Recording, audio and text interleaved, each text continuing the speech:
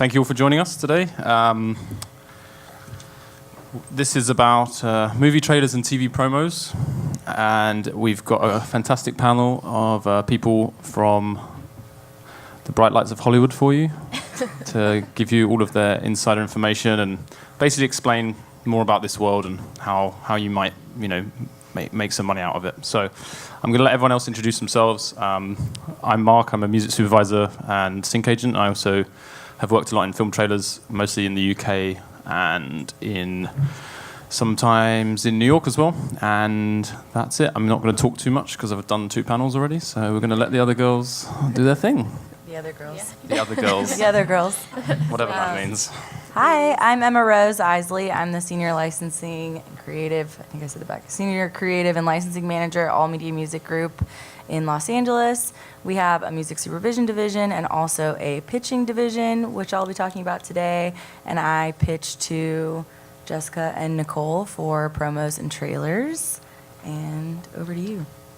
Hello, I'm Jess Ruoti. I am a music supervisor. I work on theatrical trailers and broadcast promotions for a company called Zealot. That's pretty much it. I'm Nicole Prutch. I'm also a music supervisor. I work mainly on TV promos for a company called LUSSIER in Burbank. We're a TV marketing agency, so it's kind of like trailers but for TV shows.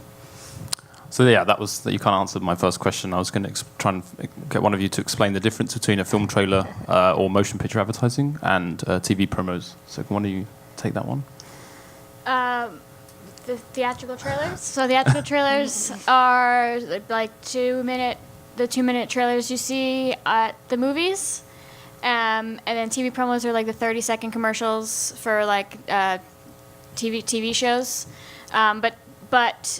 Promo, we do theatrical like promos as well. So there's like 30-second promos for movies. So like if you're on a campaign for a movie and you win the trailer, there's a chance you can get picked up on the rest of the campaign as well, and work on the teaser, which is like about 60 seconds. Work on the trailer, which is 2 minutes to 3.5 minutes, and then work on the rest of the campaign, which is 30-second TV promos and like digital and the whole shebang, and it makes the vendor, which is the trailer house, like a shit ton of money. And Nicole, can you talk a bit about if you're focusing on TV promos, what's the kind of creative process, kind of timelines that you have? For TV promos, generally it's pretty quick. If we're working on episodics, which is basically like a weekly promo, which is for every episode that comes out each week, we pretty much just have a week to do it. So we'll get the episode maybe like on a Monday or a Friday, and then it'll air the next week. So our promo has to be kind of done within that time frame. So when we're looking for music, I'm really looking for stuff that turns around pretty quickly, either one stop or that I know it's going to clear kind of a lot of the times within 24 hours, because we just really don't have a lot of time. So my time frames are usually pretty short. So I have a couple hours to do searches usually, maybe a day. Every once in a while I have a couple days, but it's usually pretty rapid. So. Can we expand on that a little bit? Yeah, go for it. So in that case, what Nicole's talking about with a search, she might draft an email to me and other pitch companies and say, hey, here's what I'm looking for. I'm working on this series. It's a 30-second spot. Here's the overall tone of the campaign. Probably thinking singer-songwriter, male vocal because it leans more male demographic. And I only have a day to clear the song, so please only send me one-stop songs that you think will clear within this budget range for this type of media and this usage. And that'll help me narrow down my catalog that I would like to pitch to her of our artist roster and say, okay, hi, Nicole, here's 5 songs I think might work really well for your campaign. And then I would send them to Nicole, and then hopefully she would pick us. And we have. And there's lots of cooks in the kitchen as far as the creative. Yes, we have. Just showing off now. But well, Nicole and I have a long relationship. And Jess, could you talk a bit about with trailers? How is it similar, or do you have a lot more? What's the time frame and budgets? And okay, budgets can vary. So it depends on the studio. So we work with big budgets, small budgets, big studios, small studios. So someone like Warner Brothers, it's like big superhero movies like Wonder Woman we've worked on, like Mad Max and stuff like that.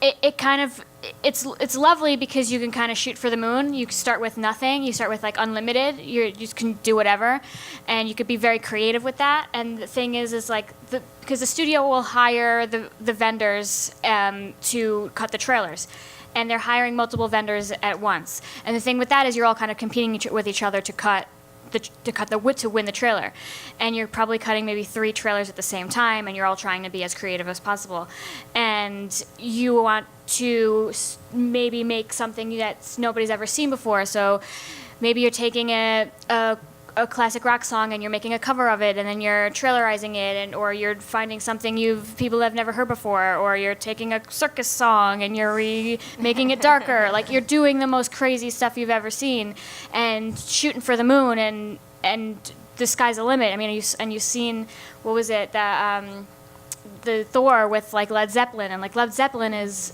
insane amount of money and like untouchable. Like, we tell people not to try to use them because there's so much money. But that's what you can work with big studios, is like, because they have the money to back it up. Yeah.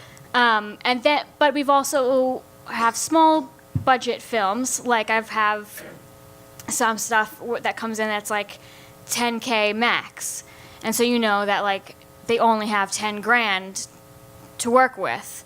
So that's probably $5K aside, and you have to go out to like MROs and be like, hey, we have $5K aside, and that's it. And that might be like all media, worldwide in perpetuity, or maybe it's all media except theatrical, like maybe it's different terms for whatever. But whatever it is, it's only 10K. So we have different sides of that. But as far as timelines, we have a little bit more to work with as far as that, because we'll start on a campaign and the trailer probably won't come out until a few months from now. But we will have a deadline to show the client in like a week. Mm-hmm. So like depending on when we get picked up on the campaign. So it could be like a few days, it could be in a week from now. But like we have to deliver them our first round of songs like in a week. Mm. And then once they hear that, like they'll get notes on that, and then maybe we'll have to find an alternate for that. Mm-hmm. So we're always sending searches out and saying like, hey, we need something in like 24 hours. Mm-hmm. That doesn't mean we don't do custom stuff, and that doesn't not happen, but it has to happen within our time frames of like, we still need to show our client this idea like in the next like week. Mm-hmm. So we need to have like something laid out like in the next few days, like for our editor to edit with. Mm-hmm. And I think you'll get trailers in all different kind of shapes and sizes. Sometimes they'll still be missing a load of the VFX and not VFX. What am I talking? Yeah, VFX. So it'll be like loads of green screen, and like sometimes you're working against even just like animation and drawing, just to kind of cut to because they just really want to get a feel of what's going on. But could you guys talk a bit more about the creative process? Like how do you go about finding songs, or like what's your kind of process there? Yeah, I could start with that. So I get direction usually from my editor or my producer, so I can explain a little bit how we're set up. So LUSSIER is a company basically comprised of editors, producers, and creative directors, and then there's me in music, and we have a graphics team. So our clients are major television networks like ABC and USA, and we have Amazon Prime and some other Discovery and some other ones. We'll get a project in from one of our clients, and then our producer they'll watch it. They'll watch if we get an episode in, or if we might not have an episode. We just kind of have some vague direction, maybe some B-roll. Just random snippets of things, and then they'll come to me and say, hey, this is what we're trying to go for in this spot. Maybe it's something that's more emotional and dramatic. And we're looking for music. Maybe they have a bigger budget in TV that's not nearly as big as theatrical, or we don't have budget at all, and we need to stick to like stock library music. And then I kind of take it from there and give them some options before they start cutting the piece together. And then if I need help, if I'm like, okay, if it's like really lyrically specific, or I'm just having trouble finding something that fits the brief really well, then that's when I'll usually send out a search to people like Emma Rose and some other sync agents or or publishers and labels to see if they can help me out, if they have something that I haven't heard or that I'm missing or that might hit the mark a little bit better than what I have in my library already. Cool, thank you. And so Emma Rose, as a pitch agent, what are the kind of elements you're looking for when you're taking on new artists and the sync? Because I guess you're working across, all media, but I guess with trailers in mind, what's the kind of... Specifically for promos and trailers, I think lyrics are really important that Nicole mentioned, and also the song structure. It has to have lots of dynamics, starts and stops, builds, emotional swells, and that really helps them cut it to picture and gives them lots of different options throughout the song to find the best place that might hit the moments they're trying to achieve, like the emotional moments in the trailer to really sell you. And that's what's important, is the promo and trailer are to get you to watch whatever it is they want you to watch. So they want to draw you in with the emotion, with the words. Sometimes it's really broad lyrics. Sometimes it's super emotional, huge builds. I think one of the things that's trending maybe is female empowerment right now, kind of in this climate, very female, badass ladies vibes, like for ABC, TGIT, Shondaland shows. And I think the dark covers of generally happy songs are still in, as much as we kind of thought that was going out for a minute, but it's not. It's back. Covers will never go away. It's back. At this point. Yeah, if you take a really happy cover and flip it on its head and make it dark with huge drum hits and starts and stops, I think that's still very much in. Pretty much a gold. We have a few. Gold dust. We have a cover of "Hit Me with Your Best Shot" that is huge, epic drums, big starts, stops, and that one's up for a few trailers right now. So. Check it out. And I'll tack on to that too. When I'm sending music out to my team of editors, Jess and I were talking about this yesterday. They'll actually look at the WAV file and see if it moves, if there are some dips and peaks, and if it gets big at the back end. If it's flat, they usually skip over it, because they also want something that's fun for them to cut to, and they want places where they can stop down. It like winds down for some dialogue to come in or some graphic to hit. So all of our editors are also looking at those things, and that's how I listen to music for promo. It's much different than listening to just music for probably something that's in show, because it really does have to grab your attention when you're watching TV, or if you're walking away from the TV, we have to grab everyone's attention and have them turn around and pay attention to what's going on. And I think also the production value is, has never been better, and I think there's a lot of, as an emerging artist, which I'm sure is what a lot of you people are coming from, is really tough to compete with. Obviously, these people have worked in this area for a long, long time. They make these songs that are purely designed for trailer use often, or commercial artists are more kind of savvy than ever about how to write, especially just in terms of stuff happening in the right amount of time, that kind of thing. So yeah, that's about it really. But so with emerging artists and there being so many decision makers in the mix, how easy is it for you guys to play? For you, how easy is it to place emerging artists, and is it based on just the production value, or do people want to know like the backstory, or what's the kind of vibe there? I think a lot of it. I think there's huge opportunities for emerging artists in trailers and promos because of, like Jess said, maybe the budget. You may want the Beatles, but you're not going to get them. So what's the next best thing, and what can we get that's going to fit within our budget? I think covers are great for emerging artists as well, because sometimes they really want the recognizability of a song, but can't necessarily afford that master, or they need a completely different master. They want it flipped on its head and they don't want the original. So that's a big place where our emerging artists on our roster have great success with that, because they can grab people's attention the same way from the lyrics of the song, and people will instantly recognize it, and then they might be interested in seeing who sang it because they know it's different. So I think for us, especially one stop, a lot of our emerging artists are one stop through us, meaning we represent 100% of the master and 100% of the composition. So that gives us a lot of freedom when we're pitching, because we can turn it around in a day like Nicole and Jessica might need.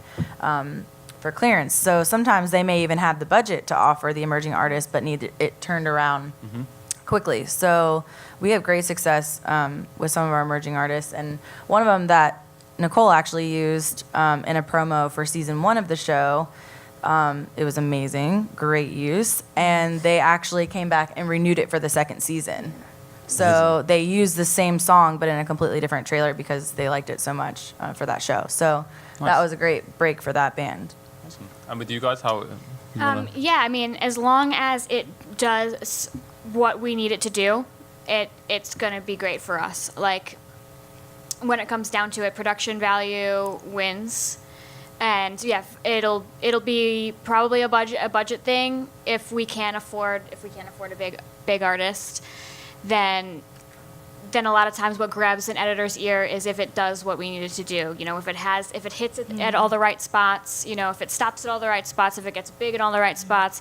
You know, I've had editors be like, well, who's this? And I'll tell them a name and they're like, oh, okay, well, whatever. And doesn't really matter. And same thing for covers. You know, covers will never go away, like Nicole said, because it's just a great way to make something old new again. Whether it's dark or whether it's just reinventing something, you know, I think it's just always going to be a thing. Covers always win. But yeah, I've always pitched. I mean, when I get pitches in, I mean, it doesn't really matter to me who the artist is, as long as it does what I need it to do. Yeah, and I agree too. One of my favorite parts of working on TV promo is that we don't have big budgets, and we have we mostly use artists that are unknown or smaller, just emerging, because of our restrictions on budget. And the placement that Emma Rose was talking about is one of my favorite placements that I've done since I've been at LUSSIER. Because it just worked perfectly, and it gave the band some exposure, and the feedback was awesome on that. And I've had a couple of those, and I've had one experience where the song worked perfectly, but the band wasn't big enough, and that was actually for a trailer years ago. That's happened one time, and then of course the band, like, the song was on the charts like the following week after we pulled it from our spot because it wasn't big enough. And Awesome. Hopefully there was a lesson learned there for the people involved, but that's only happened once in my experience. Yeah, I think as Jess was saying, it's more about if it works, you know, Yeah. in terms of sonically. I think with advertising, they're more fussed about the backstory. You know, once it moves on a little, they're more interested in, you know, what, especially in terms of, I think Dan was saying on the previous panel that in terms of if they're paying a lot of money, you know, why are they paying so much? You know, what's the deal with this artist? Because, you know, they can then just go back and negotiate. Because, you know, the point is the band's probably going to take anything that they offer them. So I think there's that. But I think, yeah, with trailers, it's more. I think there's more flexibility, and especially with promos, as you say, with the budgets. And in terms of with TV promos, what is it? The TV companies doing it, or is it all going to like companies like LUSSIER and things like that? It's a mixed bag. So we do, like, I know ABC does some of theirs in-house, and we're their largest vendor outside of, you know, outside of them cutting their own spots. But yeah, so they farm things out to companies like LUSSIER, and sometimes, you know, trailer companies cut promos as well. We focus mainly just on TV. We have some other side things that we do, but it's mainly TV promo. So yeah, so that's how it works. We'll just get direction usually from the network, the client. And I've had some instances where, like, for TV campaigns, you know, they'll have a budget for the first, you know, maybe for like their launch, and maybe they won't have a budget for the rest of the campaign. But if they have a song for the launch trailer and they like it enough, they'll use it for the rest of the campaign. Yeah. Yeah, I think that's a good point. With trailers, there's often things are licensed for the campaign, and I don't know. I guess with commercial music, it's less. I guess with production music, they do it more where it's like they'll use it on multiple trailers. Yeah. Which you would obviously have that be a separate. You know, that would be more expensive usually. But and Emma Rose, do you what kind of genres and styles are you getting asked for a lot in with the TV promos or? It's mixed. I would say on the female empowerment side, it's kind of like in your face, bombastic, claps, happy. We want to make you dance. We want you to be really excited about our show. Sometimes it's warm, heartfelt. We want to bring you to tears in this emotional movie trailer, rom-com, something. A lot of times it's dark. We're really dark, suspenseful, drama. You can't wait to see it because it's so crazy you won't believe it. Stuff. I mean, a song that comes to mind is like "Hand Clap" by Fits and the Tantrums. Yeah, I think Promo bait. I mean, I can make your hands clap. That's like sports. That's whatever, The Voice, whatever and it may that's be. a song that can cross many genres. That's a song that's like sync bait too, because it can go with a lot of different genres, different types of shows. It could it could be sports. It could be comedy. It could do any. It could go with a lot of different things. If it's so versatile, you can. I mean.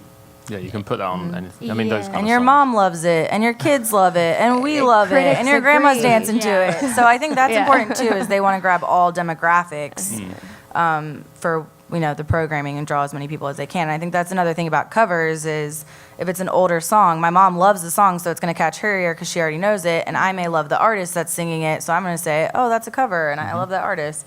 I think that's important when you're pitching too, is It's about like picking- making you look at if you're doing the dishes, you'll think, oh, what's that song? So I think that's Suddenly you I'm have dancing. cable. Wow. yeah. Why am I dancing?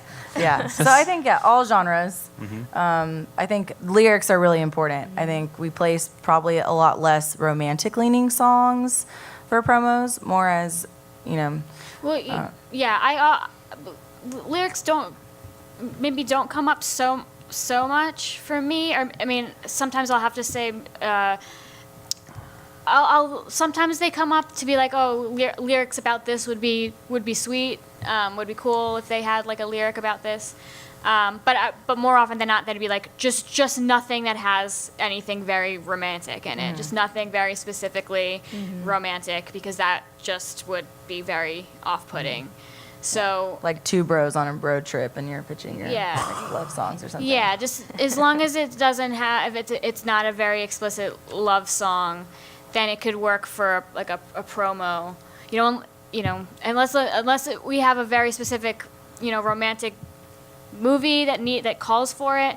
The rule is, typically we don't need a romantic lyric. No, songs about bravery and rescuing, pretty big for ABC.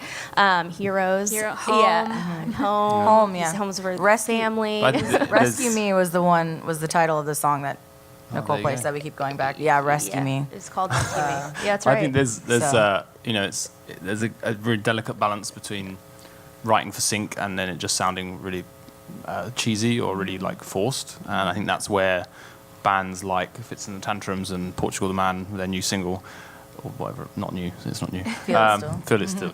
These songs which are almost like have kind of, like almost have like nonsense. Some of them just have kind of nonsense lyrics, or they're just about feelings rather than just actual like things happening. What's causing the feelings? Yeah. It's like here's my emotion, but not like why I I'm feel excited this way. because of this. Yeah, so I think and there are so many bands doing that now. Like I think obviously people are more savvy than they've ever been with this in terms of, and there's whole, companies that devote their time to writing stuff that just has those elements, and there's a huge amount of money to be made there. But I think it's definitely, when I hear emerging artists trying to do it, it's really tough because they're just not hitting the mark often, or it just sounds really kind of fake. And we get it all the time. Like someone will send me a song and it's called "Just Do It," and it's just them like saying "Just do it" over and over again. Shouldn't have done it. And I'm like, this is really bad. So yeah, there's things like that. And like I think with rap and hip hop, people try and do it a lot, where it's like all about like overcoming obstacles and reaching for the stars and those kind of things. And sometimes it can just sound really If you're gonna do like false. a hip hop version of that, there are people who do it well. The way to do it well is have your instrumentation be really interesting and change it up. Like have different sections of instrumentation, because what editors like about that is they can use each section of it, because we've had, that artist Out of Sight, we've used him for Speechless, and we used him for the whole campaign, because they're like, I can use this song, and I never get tired of it, because there's so many different sections of this song. It's so upbeat and fast and fun that like every section of it I can use for like every different 30-second spot, because it's never not interesting. And it still has that upbeat and fun, and it just feels like fun, family, feel good, and forget what he's saying, but he's just saying like, let's have a party, like literally, like let's go do it and have a party, like. Well, and with hip hop too, we get a lot of requests for hip hop from clients. I want something cool like hip hop, and then we with a lot of hip hop, it just lays really flat. The instrumentation doesn't do anything, repetitive. And so we have to find something that has some other elements to it, and that, like Mark was saying, sometimes it can sound really cheesy or really forced and unnatural. So it's really, really hard to find something that sounds a little bit more, I guess, like authentic, that actually does a lot and gets really big and has some drum hits and still has a good hip hop element to it that's not too like watered down and cheesy. That's a really hard, I hoard hip hop when it comes to me, because I'm just always looking for that one gem that will work. It's still kind of like in a retro funk, like neo funk hip hop fusion kind of thing, Like, do you have any Uptown Funk alts? Well, everyone's trying. Yeah, that's what they're trying to chase. But this is, it's like, they're fusing all those elements. So. That's what we're finding now to replace that. Yeah. We're finding that works. And so when people are pitching to you, what other qualities or what advice would you give? In terms of, do you want to know a ton about the band? Do you want instrumentals in there, and how would you recommend people do that, just generally? So I love a little MP3 link. I love, make sure you have your metadata all there. You can give me some info on the band, so I could, just because it's always nice to have, even if I have to like reference it back. If I have to go back in my email and be like, what's the deal with that? I don't think it would be useful to my editors or my producer. They might not care. It might not come up for them. But I like to know stuff like that. MP3s, instrumentals you don't need to include. You can, but I would say make sure you have them on request, definitely. And high-res files on request if I need them, and stems on request when I need them. Just make sure you know where they are, where to get them, and have them available. Because I guarantee you, just for whatever reason, like that, editors can't not have stems now. Yeah, they'll always ask. They will always ask for them. Yeah, it's crazy. So yeah, just an easily downloadable MP3 link. That is what I want. Yeah. Sometimes mine varies. If it's a really, really fast turnaround, I'm like, send me high res if you already have it, and an instrumental that's also high res, because I might not have, I can't wait for you to send me that later. I don't know. Sometimes it's just so fast that I'll be like, send me everything you have. And sometimes I'll ask for it, depending on what editor I'm working with on a project, I'll ask for an instrumental right away, because some of my editors or my producers might not be able to hear this instrumental without having it. So they like to hear it along, it's just easier for them to picture how it's going to go in the spot without the vocals sometimes. So sometimes I ask for that as well. If I send out a search and you're pitching to me, I don't really like more than 8 to 10 songs, because sometimes people will just send I know if I get a really quick response and it's 20 songs in a link, I'm like, you didn't read my brief, and now you're asking me to do the work for you, and I don't have that time. So I want the best songs, even if it's 1 or 2. But when we get around the 10, I've sort of I'm like, you haven't read what I asked you, what I just sent you.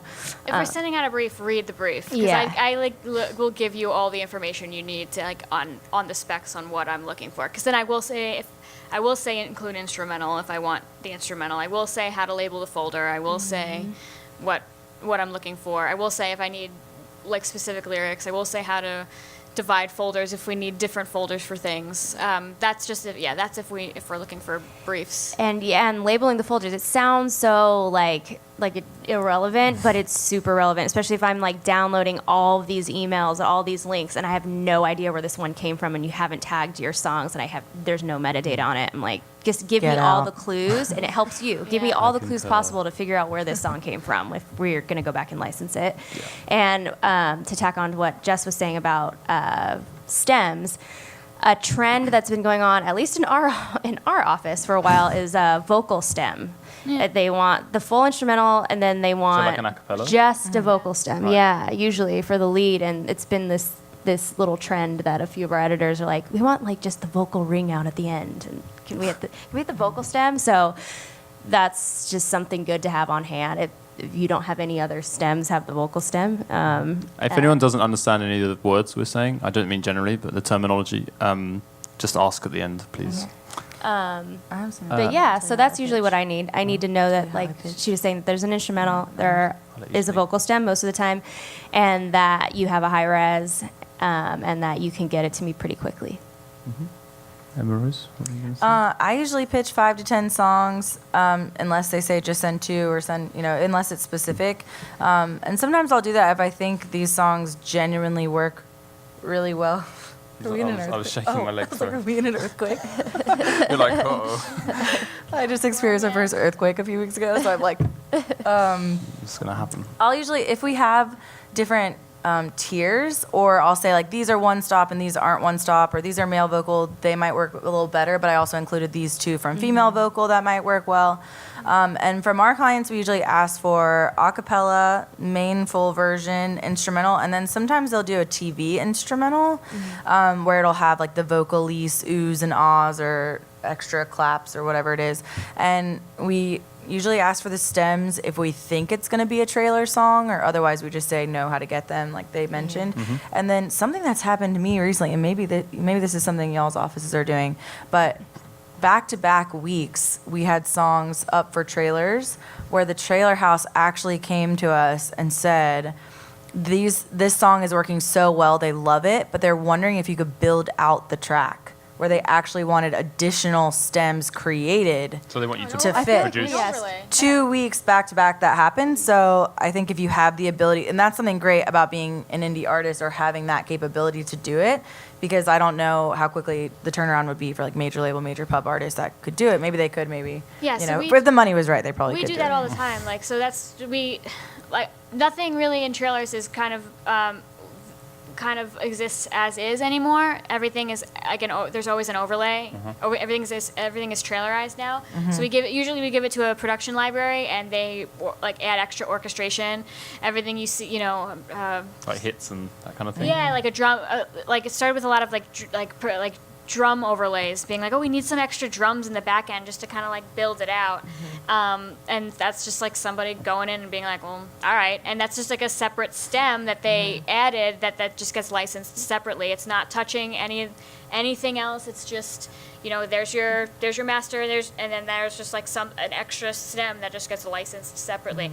I think the most like famous example is the Girl on a Train, where they licensed Kanye West's a cappella, and then there was a whole separate instrumental. This is like a dramatic example. The separate instrumental created for that trailer, and that was licensed as 2 separate tracks. So they licensed Kanye West's a cappella, and then there was a whole separate instrumental that was created, and 2 of them were laid on top of each other to create that track. And the reason they were like, oh, well, we love this. We'd love to, like, people went crazy for it and wanted to buy it, but they couldn't. It was not one song. They couldn't sell it. So because they had to license them separately. I'm really surprised Kanye did that he let that happen. I'm sure there was a few. He's licensing. Few Yeah. Yeah, he's Few licensing. bones up We around. got Few licensing his mils. stuff. Yeah, I've he's, got an he's e- all right. yeah. I've He's all right. His price has I've- gone down a little bit. yeah, I've had an okay Let's just time say. with him. But Between us, Well, no, he's changed now. He's renounced. he's a his- family man. No, he said he was played. You not see this? He's like announced that he was been used. You gotta be on Twitter more. I'll tell you. It's all happening there. Is the Recently next got an panel email about with Kanye? all The the next panel's about Twitter. Kanye yeah, songs. we're not in 20. Yeah, we're just gonna compare pricing. But yeah, so like that's an example of that happens all the time. That like I think it's like a loophole that we're in now as far as licensing is like being able to add all these extra layers to things and letting them get licensed separately. You can find that version on like YouTube where it's all one For track. sure, someone Yeah, ripped and I it. think with Yeah, older it'd be fine. songs, they the production is maybe it's not punchy enough, and they'll often just kind of add hits or they'll do looping or I think especially when people are just trying to use like humongous old famous like rock songs, especially I think there's a lot of that where they're trying to just Yeah. like beef it up. But if you all have the ability, if you're the original artist, the original producer, and you have the ability to like go back in and do that yourself, or if you represent the artist and you're pitching that music, or you're responding to your brief, like it's always helpful for me to know, to be like, hey, our artist, like here are my options, and these can all be tweaked, and our producers are able to tweak this, because then I know like, oh, I can just go back to this original guy and he can do this himself. I don't have to like outsource that to somebody else, because I'll allow you. I would rather go back to the original person, have them tweak it themselves, because it's their work, it's their original instruments. It would sound better in coming from them with like the same instrumentation than going to somebody else. And it's a less, Yeah, one it's less thing, of a one hassle. thing Yeah, to it's Yeah, just yeah, one it's less just one- person. Instead of- And I think if you can do trailer mixes of your tracks, like Yes. I see that occasionally where people will send me a version that they've worked on that's kind of trailerized already. That can be really helpful, I think. So we'll just quickly talk about with sync agents and obviously being a sync agent representing. Do you think we're talking about trust a lot of the time in this industry? And in terms of, do you think people it's worth their time like signing up with a sync agent, or is it what's the kind of pros and cons? Do you think, Emma, Rose? I think definite pro. I had this conversation yesterday. A few people in here, I think. I think for us also, supervisors would say so too, I think, because we also supervise at our company. But I think having someone that you can trust to get a clearance done in time for the money that you need, that really understands the deal points, is really imperative nowadays, especially with the we want it now, the turnarounds, everything's quick and fast, and we need this done. I think it's a little bit... I think also it's harder to find your music and know you can license it. I think if someone's pitching your music for a specific spot, or your music will be included in these briefs, I think it is important, if you are interested in sync representation, to look into that. And if you want your music in TV and film, I think that is your best bet, because there are people who have companies such as ours that all they do is pitch music to music supervisors for these sync opportunities. So our company specifically, I can talk about, we don't own any of the material. It's all, everyone retains their own rights, and we take a commission on the actual license fee. So we don't make money unless you make money. I'd be wary of deals that you have to pay to do. But I think that's great. I think if you are interested in having your music placed in film and TV, that is your best bet, because we have those relationships for you. I think it's great that you're all here and making these contacts. Just understand. But I think the supervisors too can say that you're more likely to come to me than just scour the internet for a random song with such lyrics and find out later if you can and can't license it. Whereas I'm going to tell you, here's the splits, here's who owns the master, the composition, here's how quickly we can license it, here's the general ballpark range. Whereas an artist who's not doing this every day for their job may not understand the deal and may not, the trust be able to get it done. is so much better. And for someone, like for instance, someone like Chance the Rapper, like doesn't have a sync deal, and he's like still independent, and his manager does all that stuff, or there's like some people on his team who like supposedly like represent that, and basically they don't care about sync at all. They don't have anybody representing them for sync. And countless people have tried to reach out to them and be like, hey, we will do this. Plenty of people want to sync your stuff. And I've had to try to like reach out to him and like contact his manager for sync stuff. And I've had multiple people be like, yeah, it's not gonna happen. This is a dead end. All of us have tried to do this, and they don't get back to you for days because he's a manager. He manages Chance the Rapper. Like they don't care. They just don't. It's not a priority for them. So sync agents, it's this is their job. It's a priority for them to get placements for you. And they also know what we're working on a lot of the time. Yeah. So they could come to me with a curated playlist that's like, hey, That's I know part of my Nicole's job, working too. on ABC. I got some new songs about yeah. fire because we're working on Station 19. Boom. But that's their job to know that, or to at least have these relationships that, if you're an independent artist, you're not paying attention to what we're all working on all the time or know how to get a hold of us or get things to us, and you have other things to worry about. So they take that load off of you. And for me, it's a huge trust issue because things do have to turn around so quickly. And also when I'm pitching something, that gets handed off to the client to clear, and I don't want to give them something that's going to be difficult for them to figure out. And a lot of, all of our clients have relationships as well with MROs and companies like hers. So it's just a little bit it's a little network that we all have, and it just flows a lot easier that way. And I think especially, it gets talked about a lot, but just being organized. And I had it where an artist I work with was emailed, and the band is not active anymore, and they weren't checking their email, and then they checked 2 weeks later that they'd been contacted by a Universal Pictures about something, and obviously really good point. that was long gone, and I was really happy that was gone. No, yeah, it was terrible. But that's the point. And then they were like, "Oh, okay, now we'll get it forwarding." So it's just things like that. Making yourself easy to contact. Obviously, like some artists have this, allure of being like really difficult to contact. But I think just being organized and easy to work with. Metadata. Piggyback on the relationships thing. It really is a relationship based industry. And so, we get put into positions sometimes that are not fun, and that's just nobody's fault. So we have to, we then have to call upon, these people to be like, I've had to call label reps at dinners, interrupt their dinners of being like, hey, so this is going to finish now. We have to finish this trailer now. So I need you to we need to contact all these writers and get this cleared right now, tonight. It needs to clear tonight. And then in the middle of their dinner, had to stop what they're doing. Emma Rose did this to me. I did it to Mark. I was at a baseball game. He was at a baseball game, and I was why like, is we're she on the calling mix me? stage, Mark. Why? It's immediate. So I answer your phone. I'm like, I'm actually busy. They put it in and didn't tell us. We're mixing now. I'm going to send you, if you could just sign from your phone and send it back. And he was Yeah. like, I got you. Got it done. Thank so God. That's what happened. That's and that's, you have to be,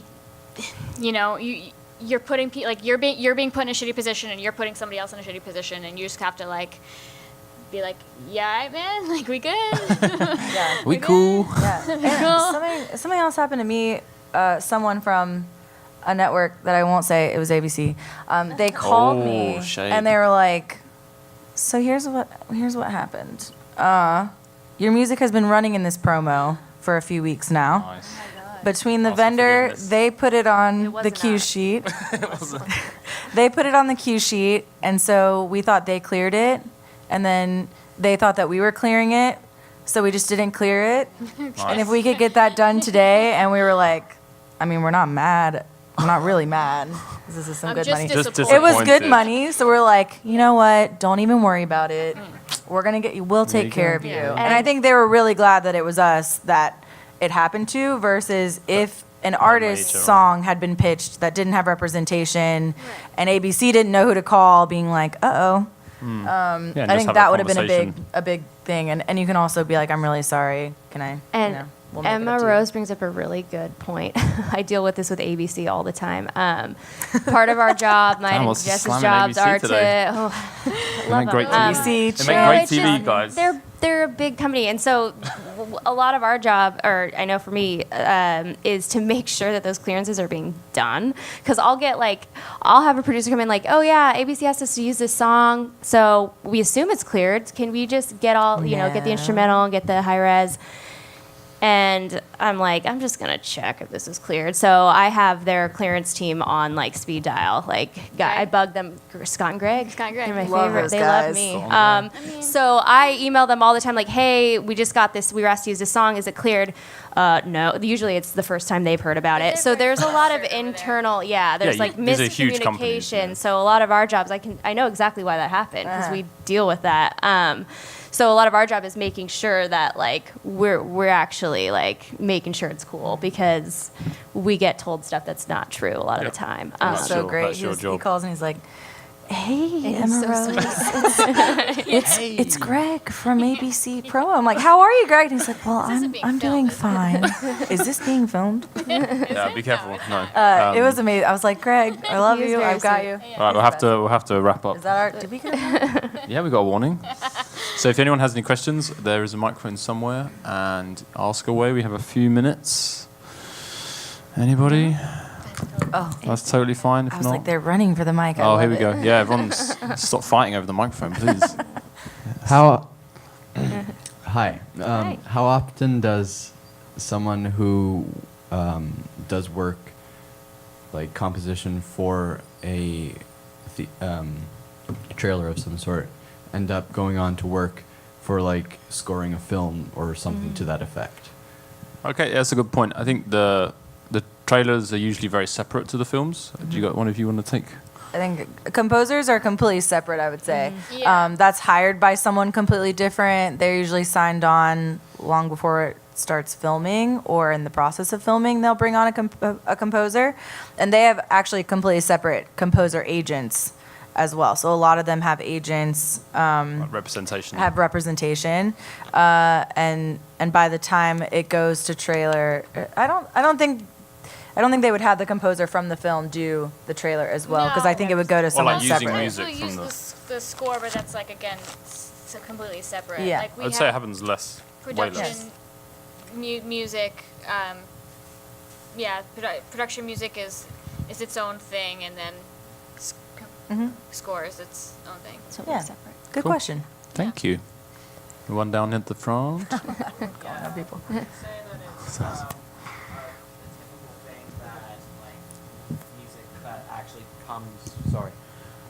Would you say it's typical for like fantasy-based movies and TV shows where there's not like a real world like the one that we're situated in, in the plot to use like music from the film in the trailers as well? Yes. So a lot of the time, Like think Harry Potter, I guess. So we get the trailer at different stages of when it's done. So a lot of times when we get the trailer, the feature score might not be done. So in that case, we don't even have that as an option. So so then we're using like production music libraries to kind of, because there might be temp score in the whole thing.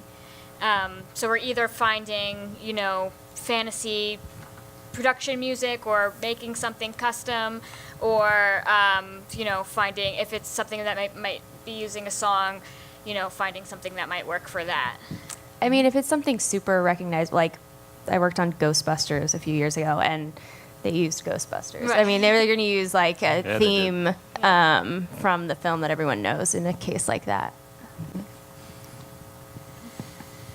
I have a couple of terminology questions. Please. Clear for media and high res. So high res, we're talking about WAV files. So we're talking about the highest Waves. Yeah. wave, AAF. WAV, The WAVs. dot WAV, 16, dot like WAV, 16, or like eighths. 24. It's broadcast yeah. quality Yeah. music files. Because an Better MP3 than is a an MP3. compressed is a compressed format, so you're losing quality, and you can't. It's obviously not advisable to use MP3s on broadcast productions, especially anything that's going to be on theatrical, where it's very noticeable. I mean, sometimes people do just go ahead and use, especially some editors, if they don't care, like they'll just use the MP3. But ideally, you would always use WAVs. And you said all media, right? Clear for all media. So, what are you? Go on. So yeah, all like when you're clearing something like licensing Means getting the something- paperwork done. Yeah, when you're sending out the official letter. Yeah, when you're licensing, like the different types of media would be like theatrical, Like TV, radio. Yeah, TV, Internet. internet, and so and that all is like different price points. So all And media. Sometimes it's easier for everything. a lot of these companies like that we work with. They're just going to license all media worldwide, Yeah. usually because of digital, and they might not, they might want to put something online or on digital or somewhere, and they just kind of do a catch-all. I know Yeah. a lot of They the wanna streaming cover companies do that too. I work with like stars a lot, and for their TV promos, it's cheaper for them to do, obviously, like internet only, like TV broadcast internet only, and then like limited territories and then like for a few months, for like 6 months, because they're only their TV show doesn't need to be, I don't know if you've ever seen like a TV promo be on YouTube once and then like disappear because that doesn't matter if you watch the promo for like Outlander in 2 We have a years. song in the Outlander promo like, right okay, now. Working on okay. those too. the new We're you working know, on those. you know what I mean? Like the Yeah. new, like we're working on like American Gods season 2, and like you don't need to see the season 2, like a TV spot for season 2 in like 6 years. You don't need to. But for do Amazon you? Prime, we're finding we do these like sizzles for Amazon Prime, and they're starting to license them like international, just out of the gate, because we've had a lot. They'll like have the UK or another territory come in and be like, now we want to do that spot, or now these shows are over here now. So they kind of just try to do a catch-all. Yeah. Okay, I think we've run out of time, so thank you all for coming. Thank you. And thank you.